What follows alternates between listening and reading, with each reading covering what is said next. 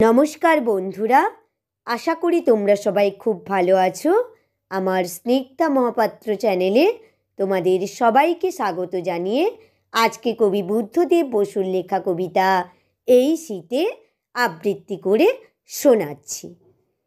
আমি যদি মরে যেতে পারতুম এই শীতে, গাছ যেমন মরে যায়, সাপ যেমন মরে থাকে, সমস্ত দীর্ঘ শীত ভরে শীতের শেষে গাছ নতুন হয়ে ওঠে, শিকড় থেকে ঊর্ধ্বে পেয়ে ওঠে তরুণ প্রাণরস, ফুটে ওঠে চিক্কণ সবুজ পাতায় পাতায়, আর অজস্র উদ্ধত ফুলে আর সাপ ছড়িয়ে দেয় তার খোলস।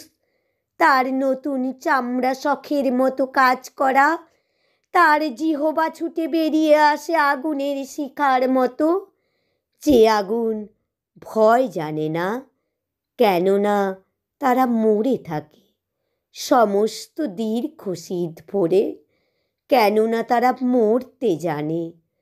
যদি আমিও মরে থাকতে পারতুম, যদি পারতুম একেবারে শূন্য হয়ে যেতে, ডুবে যেতে স্মৃতিহীন স্বপ্নহীন অতল ঘুমের মধ্যে, তবে আমাকে প্রতি মুহূর্তে মরে যেতে হতো না এই বাঁচবার চেষ্টায়, খুশি হবার, খুশি করবার, ভালো লেখবার, ভালোবাসার চেষ্টায়।